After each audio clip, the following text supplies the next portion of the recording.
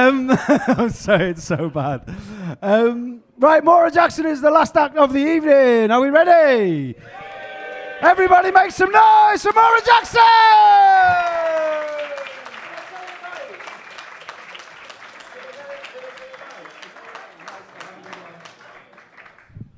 All right, everybody.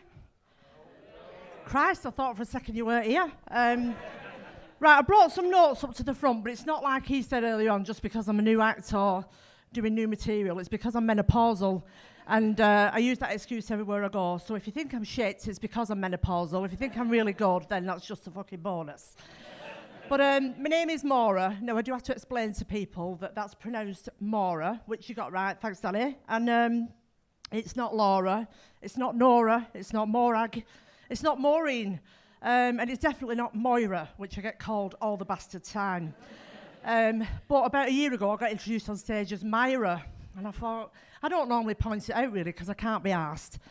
But I thought, my husband's called Ian, and I absolutely...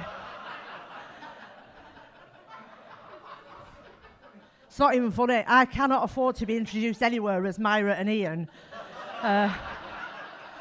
Spent the last 30 years working in child protection and working with vulnerable adults, so no matter how much you say you've got a DBS, nobody's fucking interested either when you call Myra and Ian. So, balls to that. Anyway, so I said I'm menopausal, which I'm going to tell you a bit about. I can see on the front row that you will totally not be interested, but there is a male version of it, which I'll come back to. You're going to learn now, you're going to get a biology lesson of a fat Boltonian, but bear with me.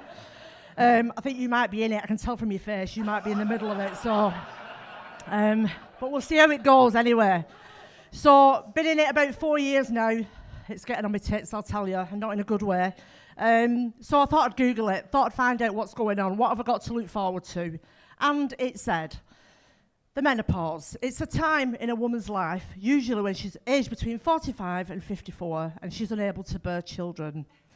And I thought, bear children? I cannot fucking bear most people most days. The mood swings have left me fuming most of the time. So I thought, children are the least of your problems. I've got a DBS, we're okay. We've already established that. But then it went on, I thought, well, the clue is in the name, really, because it does say men, no, pause. And I thought, you've got to pay attention. Now, that's not an anti-men comment. I love men. I've shagged loads of men. I haven't always been this old. But I just thought, no, you've got to stay away from the men because that's for their own protection. The mood swings are really bad. And it's to keep you sane as well. So are you nodding there? Are you nodding? Yeah, okay. It's really bad. It is bad. It gets worse. So then, if that doesn't put you off, there's a list of symptoms to work through. And for women, there are potentially 70 symptoms. Oh my God, they include random shit like itchy skin, aching joints, migraines, baldness, forgetfulness, what else? Forgetfulness. There's loads, there's absolutely loads. And I just think, you think about Mother Nature, and how this character is supposed to be serene and gentle and nurturing, and why would she create this fucking hell for us to go through for possibly up to 10 years of our life and create this set of symptoms that make you as unappealing to the rest of the human race as possible? And it comes at the worst possible time as well. You've just got a bit of vavavoom, you might have a bit of expendable income, kids have grown up, if you've got them, they've gone, business is going well, you've got a career, and then just to piss all over your confidence bonfire, you break out in a rash, you've got vaginal dryness, and your fucking eyelids won't open properly. It's mental. And everything you go for the doctors with, I've got an ingrowing toenail, it'll be menopause, love. And I think, fuck off. Life begins at 40, it fucking does not. Well, not my GP anyway, but. So then I think, right, well, get a grip. Every cloud's got a silver lining. You've got to look at the positives, haven't you? The silver lining for me with the menopause has been going on a programme on Channel 4. So I got approached by these researchers who said, we're going to do this programme about the menopause. We want you to come on and talk. It's called The Naked Exchange. I said, is that because it's like a frank, open discussion about menopause, like warts and all? Not genital warts, just normal ones. And she said, no, it's having a chat in the noo-noo. Oh, I thought, fucking hell. I said, listen, love, I'm 20 stone. I said, my stretch marks look like a fucking London Tube map. She said, that's absolutely fine. This programme is about body positivity. We're trying to promote health, well-being, and show that, you know, the bodies are all different shapes and sizes and we all have the same function.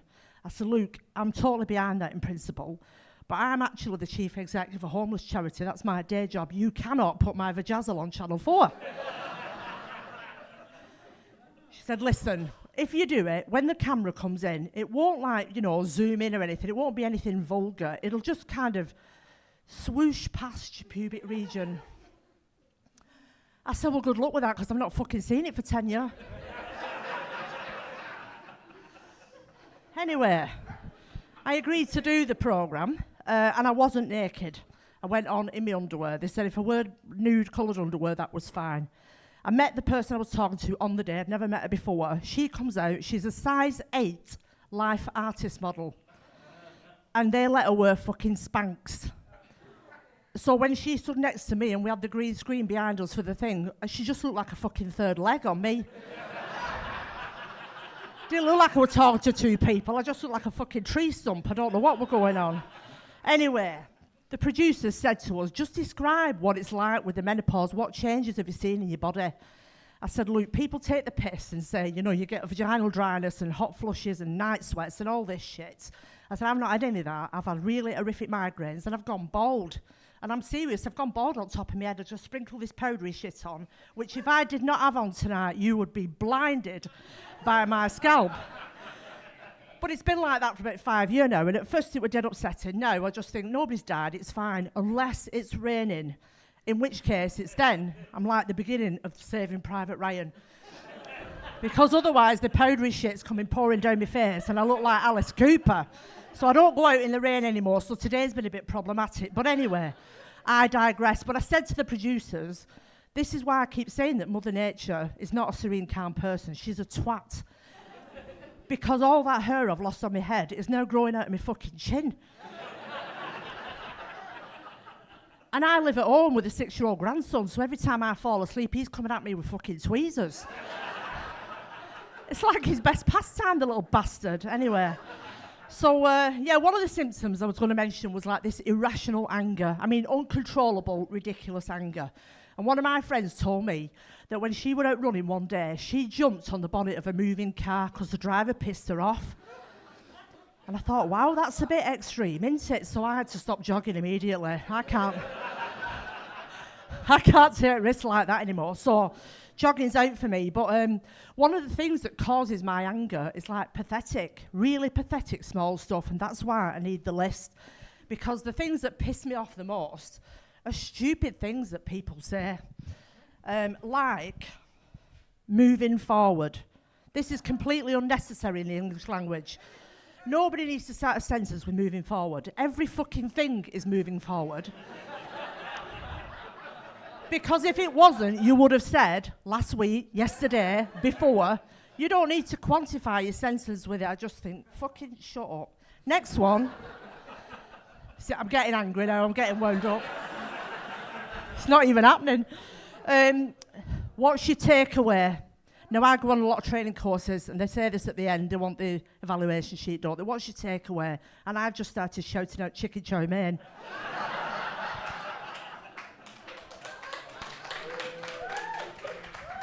Pisses them right off.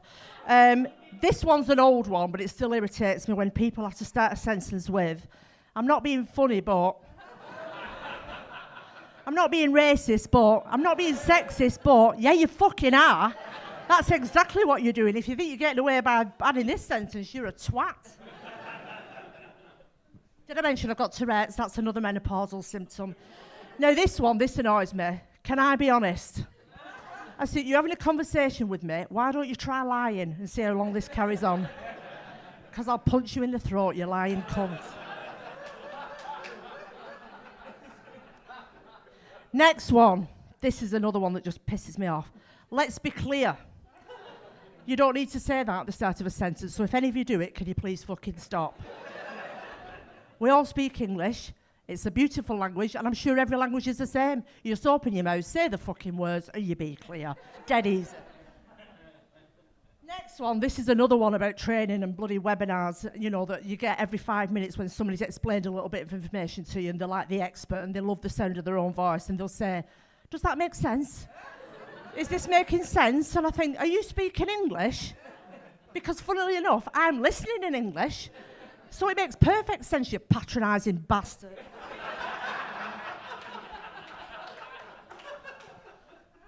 I'm frowning now, I'm that angry. Next one. One of my colleagues says this all the time, and it's all I can hear now. Now that I've spotted it, it's all I can hear. Every conversation we have. Can I just say? So now I just go, no. She's like in mid-sentence, and I say to her, you're not asking for permission. We're having a chat. Just talk. That's how it works. It's dead easy.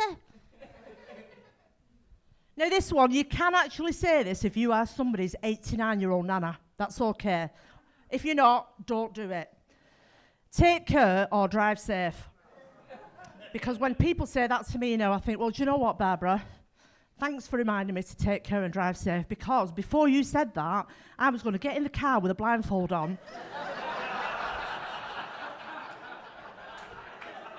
Down this bottle of whiskey and drive backwards. Down the M6 and see what happened. But now you've said that, I don't think I'll bother. Now, my last one is, as mentioned, I'm the chief executive of a homeless charity. I work full time. I've got a husband 11 years younger than me. Got the same age gap as you. So, yeah, I'm 53, he's 42, or 40, I don't know, fucking know, anyway, he's young. Still thinks he's heard all songs for the first time. I'm like, oh, somebody else did that. Fucking knob. Anyway, so... forgot what I'm up to now because I'm thinking about my dickhead husband. So, and he's the third one. I can't keep up. They're getting younger every time I get married. Anyway, so I have got an husband 11 years younger than me. We're bringing up our grandchildren on a care order. They're 13 and 6. And I'm trying to do this side hustle in comedy as the feather fixer. And every fucking day, some dick will say to me, are you busy? Count to 10 because I am ready for the throat punch. Definitely. Oh no, that's my shopping list now, I'm finished. So I did mention earlier on, and I'll finish with this, that there is a male version. I don't know why I keep looking at you, you're about 12. But there is a male version of the menopause, and it's called andropause. It's true, Google it, it's true. 5 symptoms. 5 symptoms for men, 70 for women. Can you see why we might be angry? I mean, it's infuriating. But of those 5 symptoms, they include erectile dysfunction, loss of libido, and depression. And I read that and I thought, depression? Your wife's probably gone bald. She's scratching her back off. She's swelled up like a balloon. She's piss wet through in bed and no good reason. And most of the time can't remember your fucking name. I'm not surprised you're depressed. Suck it up, you miserable fuckers. You've only got 5 symptoms. What the fuck do you want? Anyway, that's me done.